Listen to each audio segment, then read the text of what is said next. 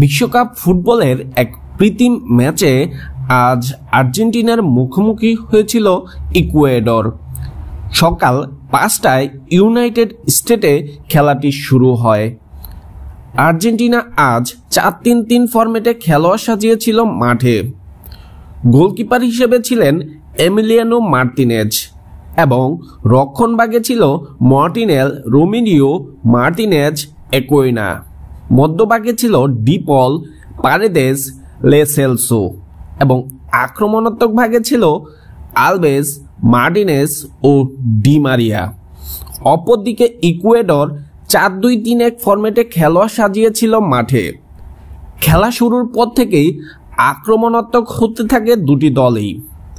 খেলার প্রথমার্ধের এসে প্রথম সফলতা এনে দেয় আর্জেন্টিনার হয়ে Angel Di Maria. Angel Di মারিয়ার অসাধারণ গোলে 1-0 এগিয়ে যায় আর্জেন্টিনা।